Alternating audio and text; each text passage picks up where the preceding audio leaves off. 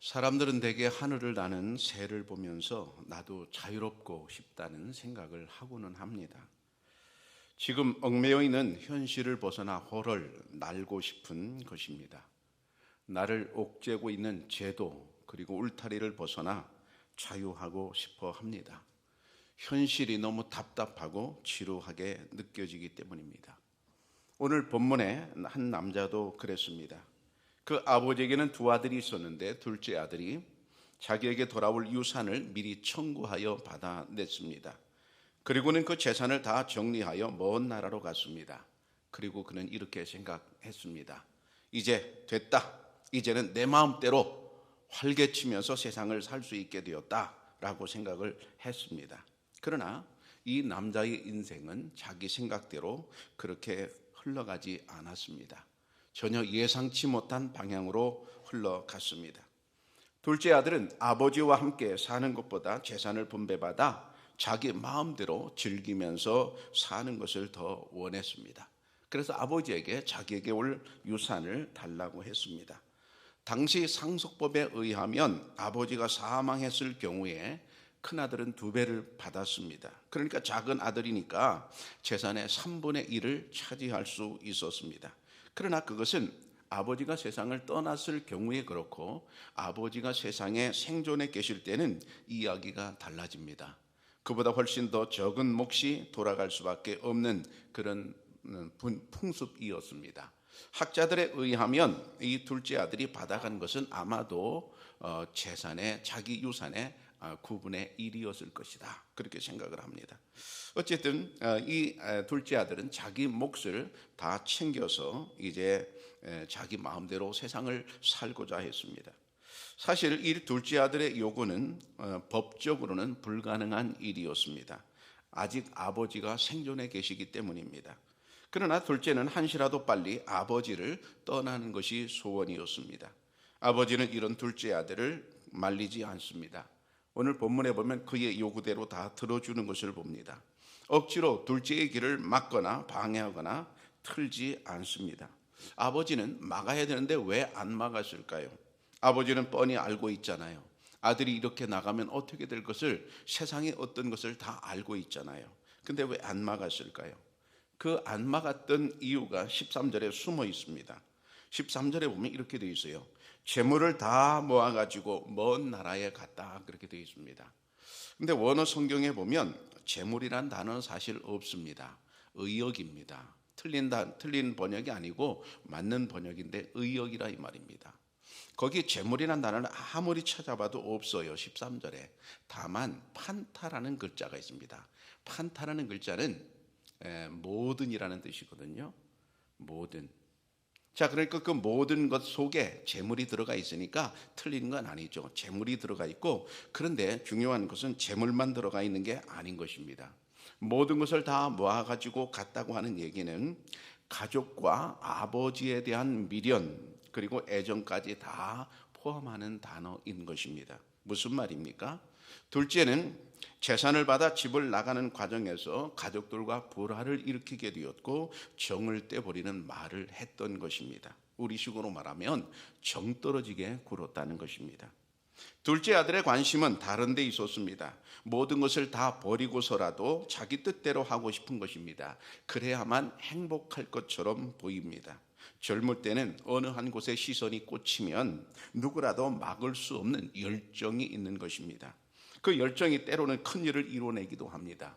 우리나라의 독립운동가들을 보면 그렇죠. 윤봉길 의사가 여기 예산 출신의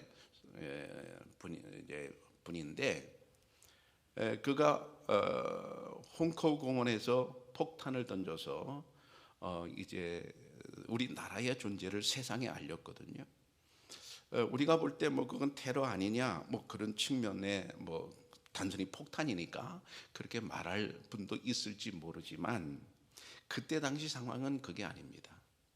중국이 우리나라의 독립군을 도와주지 않으면 독립군은 자멸하게 돼 있고, 그리고 나라의 독립은 꿈도 꾸지 못할 때입니다. 말하자면 나라의 운명이 경각에 달린 때입니다. 편안할 때가 아닙니다. 우리나라의 존재를 세상에 알리는 것이 무엇보다 중요했고 중국의 도움이 무엇보다 중요했습니다. 그래서 이런 상황을 알고 윤봉길 의사는 우리나라가 아직 살아있다는 것을, 우리 국민이 아직 살아있다는 것을 보여주려고 거사를 계획한 것입니다. 그리고 자기도 죽으려고 자기 죽을 그런 폭탄도 미리 준비했던 것이죠. 그런데 거기 들어가서 자기가 목숨을 걸고 그 일을 하는데, 그때 당시의 광경을 보면, 장면을 보면 일본 군사가 무려 10,000명이 모여 있었습니다. 10,000명이 경호를 하고 있었습니다. 여러분, 당시에 일본 군사라고 하면 무시무시한 존재입니다. 1,000명만 모여도 무서울 것입니다. 5,000명만 모여도 무서울 것입니다. 근데 그 자리에 10,000명이나 있었습니다. 그 많은 일본 군사들을 뚫고 들어가서 폭탄을 던진다는 생각을 하게 될 때, 여러분, 그게 쉬운 일이냐 말이에요. 정말로 어려운 일이거든요. 근데 그 어려운 일을 감행해냅니다. 왜 그렇습니까? 그가 젊었기 때문입니다. 그때 나이 24살이었습니다. 윤봉길 의사가 그렇거니와 또 안중근 의사는 어떻습니까? 비슷한 일을 했는데 그의 나이 30살에 그런 일을 감행했습니다. 또 요 근처에는 유관순 열사는 어떻습니까? 18살에 그런 일을 했습니다. 모두 젊은 나이거든요. 젊은이의 열정이라고 하는 것은 때로 막을 수 없는 아름다운 큰 일을 해내기도 하지만, 그러나 그 열정이 잘못되면 아주 참담한 결과를 만들어내기도 합니다. 자살, 폭탄, 테러 뭐 이런 거 우리가 많이 들었는데요. 자, 젊은이가 이런 정도가 되면 그 사람의 눈에는 보이는 것이 없습니다. 누가 그것을 막으면 다 원수가 되는 것입니다. 이 둘째 아들이 그동안 부모에게 어떤 행동을 했는지 우리가 유추해 본다면 젊으니까 아마도 그러지 않았을까 싶습니다. 그래서 아버지는 더 이상 둘째 아들에게 할 말이 없게 되었습니다. 둘째 아들이 아버지에게 자기 몫의 유산을 미리 달라고 할 때는 아마도 자신만만했을 것입니다. 아버지의 간섭에서 벗어나는 것도 매우 기분 좋은 일이지만 자기 나름대로 사업을 해서 멋지게 성공해 보리라는 꿈도 컸을 것입니다. 드디어 아버지에게 해방되었습니다. 드디어 이제 자유롭게 살 수 있을 것처럼 보였습니다. 그런데 세상이 그렇게 호락호락하지 않습니다. 13절에 보면 허랑방탕하여 그 재산을 낭비하더니 그랬습니다. 허랑방탕하여 그 재산을 낭비했습니다. 여러분, 이 사람이 가진 재산이 얼마인지 모르지만 그 낭비하는 기간이 어느 정도 됐을까요? 성경에 전혀 안 나오지만 아마도 금방 없어졌을 것입니다. 우리식으로 표현한다면 한 10억 원의 재산을 가졌어요. 그러면 그걸 가지고 아마 아주 아끼고 아껴서 잘 살 수 있을 것처럼 우리가 생각하잖아요. 꽁돈이 10억 생기면요, 그렇게 되지 않습니다. 금방 날아갑니다. 재산이 날아가는 것은 그렇게 오랜 시간 걸리지 않습니다. 엎친 데 덮친 격으로 14절에 보면 그 나라에 크게 흉년이 들었다 했습니다.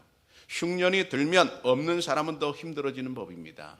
겨울이 추우면 없는 사람은 더 힘들어지는 법이잖아요. 처음부터 이 사람은, 둘째는 그렇게 망할 생각은 아니었을 것입니다. 살다 보니까 일이 꼬여서 사업이 안 되고, 살다 보니까 일이 꼬여서 이혼하게 되고, 살다 보니까 이렇게 저렇게 돼서 몸에 병이 들고, 여러분, 지금 많은 분들이 자신의 삶이 예상치 못한 결과가 아니겠습니까? 그래서 이 사람 15절에 보면 한 사람에게 붙여 산다고 했어요. 붙여 난다. 이제 어떤 사람에게 빌부터 사는 신세가 되었습니다. 자기 재산은 다 탕진하고 빈털터리가 되어 어떤 한 사람의 집에서 이제 먹고 사는 이제 신세가 되고 말았다는 건데요.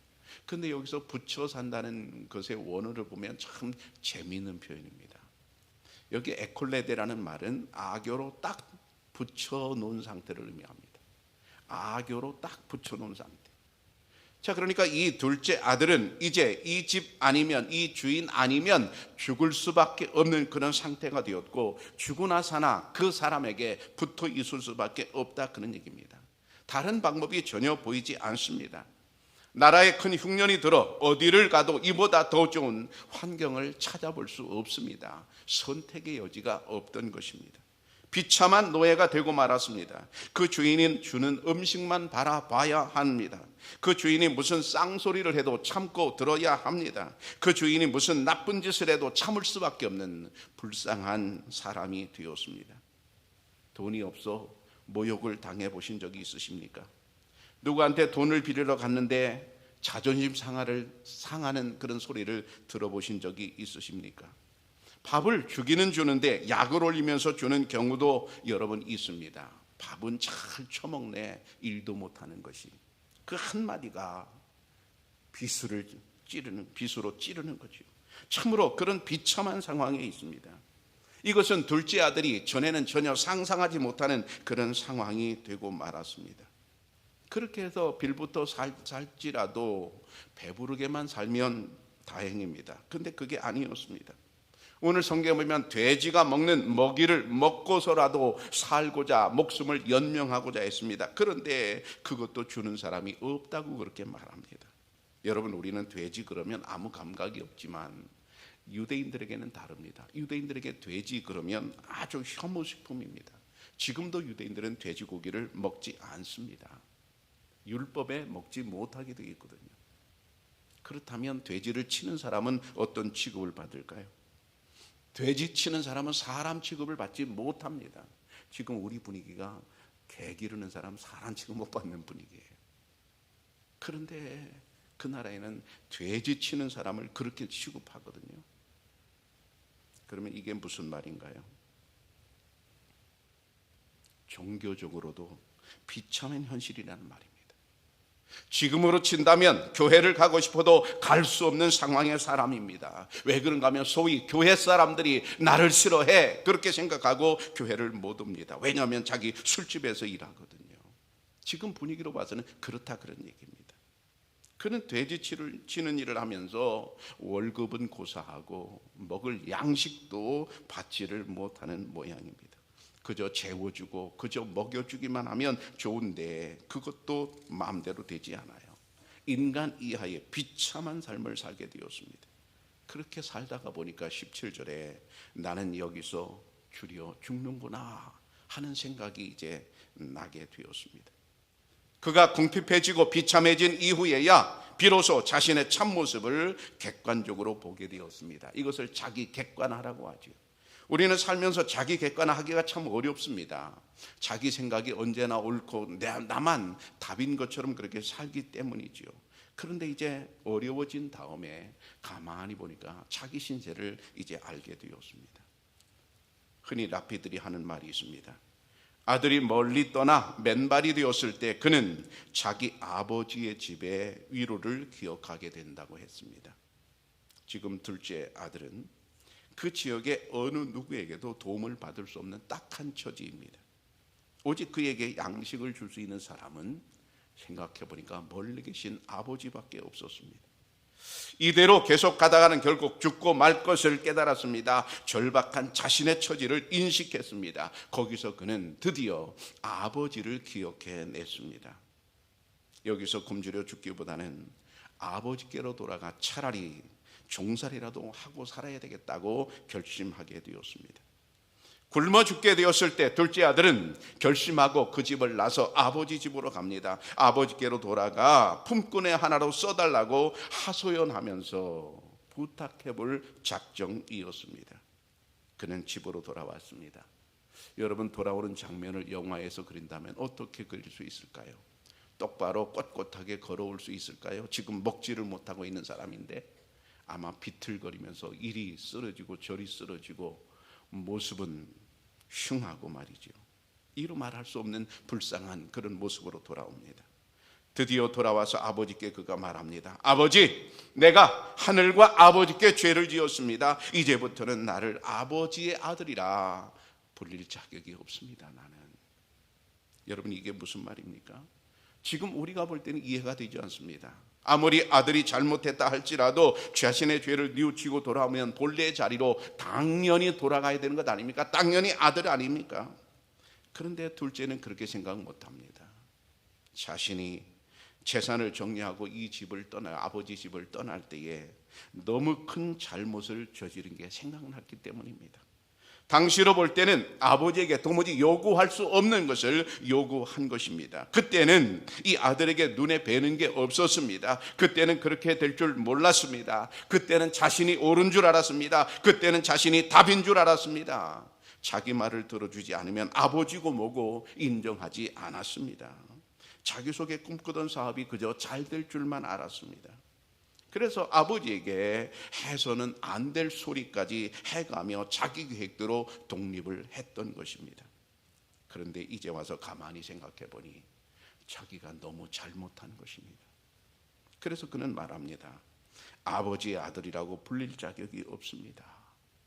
이게 진정한 회개입니다. 여러분, 우리가 하나님 앞에 진정한 회개는 어떤 말일까요? 하나님, 나는 하나님의 자녀라고 말할 수 없습니다.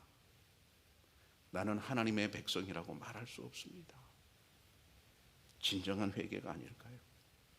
그리고 그는 두 번째 이렇게 말하려고 했습니다. 나를 품꾼의 하나로 보소서. 나를 품꾼의 하나로 보소서.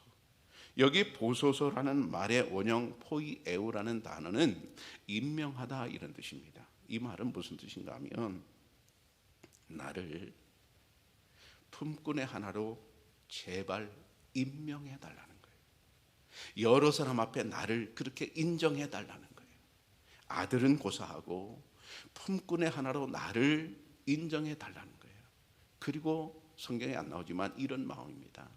아버지께서 각서를 쓰라면 내 각서까지 쓰겠습니다. 이게 포이에오의 뜻이에요. 이제 이 둘째 남자는 굶어 죽게 생겼으니까 살아야 되니까 아버지에게 와서 최대한 아버지의 마음에 맞게 말을 하려고 이제 생각을 했습니다. 여기서 품꾼이라는 것은 미스디온이라는 말인데 이 말은 일용직이라는 뜻입니다. 여러분, 우리가 아침마다 나가보면 일용직 많이 봅니다. 그날 벌지 못하면 가족이 굶어야 돼요. 그날 벌지 못하면 아기 우유값이 없어요. 그날 날품팔이로 그날 살아야 되는 신세입니다. 이 둘째가 아버지 집으로 가겠다는 생각은 낭만적이고 자신만만한 그런 태도가 아니었습니다. 아주 겸손한 태도로 변화되었습니다. 더 낮아질 수 없을 정도로 자신을 낮추는 그런 상황입니다. 이제 아버지의 처분만 기다리는 심정입니다. 자신이 주장할 권리는 1도 없습니다. 잘 들어보십시오. 자신이 주장할 권리는 1도 없습니다. 이것이 겸손의 마음이죠. 둘째는 아버지에게 돌아가서 무슨 말을 어떻게 할까 얼마나 많이 곱씹어 생각했을까요? 밤에 잠을 못 자면서 얼마나 이런 말을 할까 저런 말을 할까 얼마나 많이 생각을 했을까요? 그래서 두 가지를 생각했던 것이죠. 나는 아버지의 아들이 아닙니다. 나를 품꾼의 하나로 써달라고. 그런데 아버지의 반응은 예상외입니다. 아들의 말에 아버지가 대답이 없습니다. 대답이 없고 이제 즉시 종들에게 명령하기를 제일 좋은 옷을 갖다 입혀라. 손에 반지를 끼워줘라. 발에 신을 신겨줘라. 그리고 살찐 송아지를 끌어다가 잡아라. 우리가 먹고 즐기자. 잔치를 하자. 그렇게 이제 말을 합니다. 이 둘째 아들이 생각할 때 정말로 예상치 못한 일이 갑자기 벌어지고 있습니다. 둘째 아들은 아주 어렵게 이야기를 꺼냈습니다. 근데 아버지는 대답이 없습니다. 왜 그럴까요? 아버지는 이미 아들이 말하기 전에 용서해놓고 기다리고 있었던 것입니다.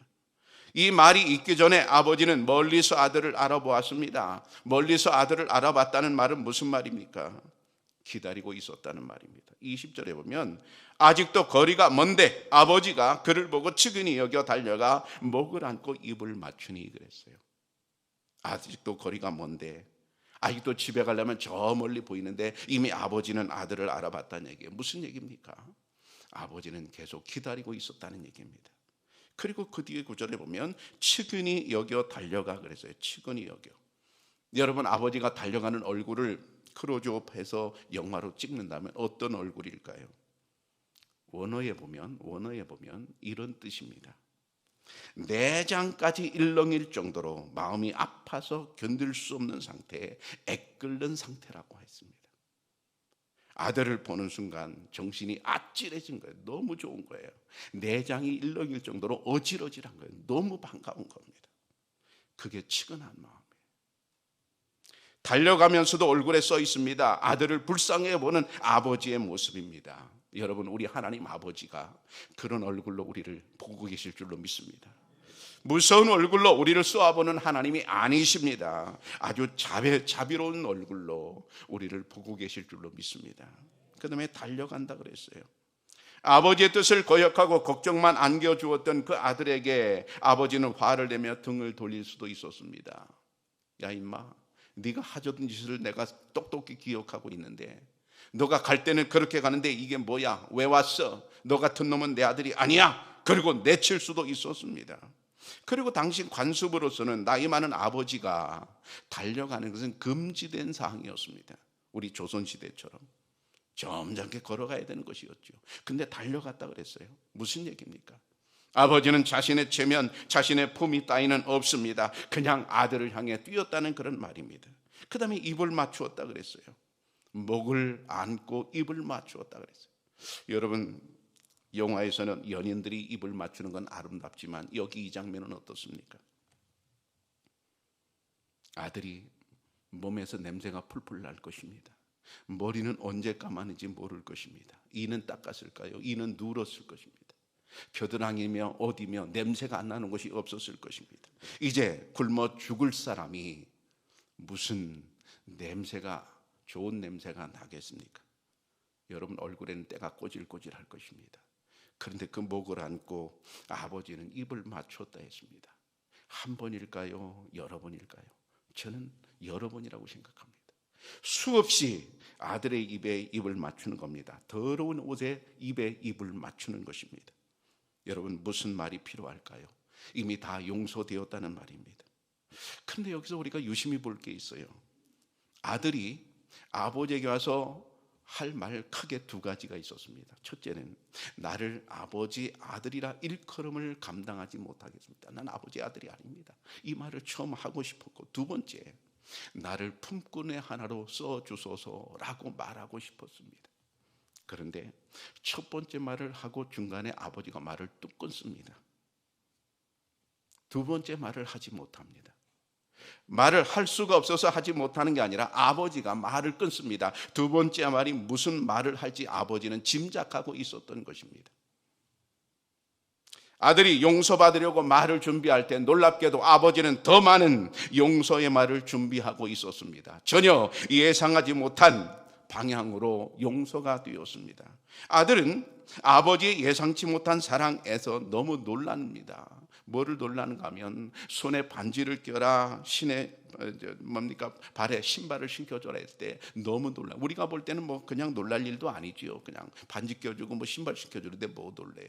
근데 그 당시로서는 엄청나게 놀랄 일입니다. 왜냐하면 나를 품꾼의 하나로 보아주소서라고 요청하려고 하는데 아버지는 그 말을 딱 끊고 안 들으시고 반지를 껴줘라 그래요. 너는 누가 뭐래도 내 아들이야 하는 표시가 반지거든요. 반지로 얘기를 하는 거예요. 반지로 대답을 하는 거예요. 신발을 신겨라, 발에 신발을 신겨라, 자유인이란 의미거든요. 너는 종이 아니야, 너는 품꾼의 하나가 아니야, 너는 누가 뭐래도 내 아들이야. 그러니까 신발을 신어라고 말하는 것입니다. 그러니까 아버지는 품꾼의 하나로 써달라는 이 아들의 마음을 미리 읽고 대답을 하기를, 너는 충분히 내 아들이야 라고 대답을 해주는 것입니다. 아들이 볼 때는 전혀 예상하지 못한 일이 벌어진 것입니다. 아들은 아버지의 예상치 못한 사랑 안에서 참 자유를 얻게 되었습니다. 그 표시가 반지와 신발이었습니다. 여러분, 이처럼 하나님 아버지는 언제나 우리에게 예상치 못한 사랑을 주시는 줄로 믿습니다. 그 첫 번째가 뭡니까? 독생자 예수님을 이 땅에 보내신 사실입니다. 우리가 죄로 인해서 허덕이고 있을 때, 죄로 인해서 우리는 이 탕자처럼 하나님과 원수가 되었을 때에 독생자 예수님을 이 땅에 보내시기로 작정하시고 보내신 것은 우리가 예상하지 못한 하나님의 사랑이었습니다. 뿐만 아니라 예수님이 십자가에서 달려서 죽음을 당한 일도 예상치 못한 사랑이었어요. 십자가라고 하는 것은 가장 극악무도한 죄인들이 죽어가는 형틀입니다. 예수님은 죄가 하나도 없으신 분입니다. 그런데 어찌 큰 죄인들이 죽어가는 십자가에 예수님이 죽음을 당하신단 말입니까? 바로 이 사실이 하나님께서 우리를 사랑하시는데 예상치 못하게 우리를 사랑하시는 장면입니다. 우리 하나님 아버지께서는 독생자 예수님을 우리에게 보내시고 십자가에 예수님이 달리시면서 우리의 죄를 담당해 주시면서 우리를 사랑해 주신 줄로 믿습니다. 그 사랑 안에서 우리는 참 자유와 참 행복을 얻습니다. 여러분, 그 안에서 복되게 사시기를 축복합니다. 사랑하는 청약교회 성도 여러분, 우리 하나님 아버지의 사랑은 우리가 예상치 못하는 큰 사랑입니다. 우리가 아무리 큰 잘못을 저질렀다고 할지라도 하나님의 사랑은 그보다 크신 줄로 믿습니다. 한없는 하나님의 사랑을 받고 감사하시기를 바랍니다. 진정한 자유는 하나님 아버지의 품 안에서 이루어집니다. 진리가 여러분을 자유롭게 하실 줄로 믿습니다. 기도하겠습니다.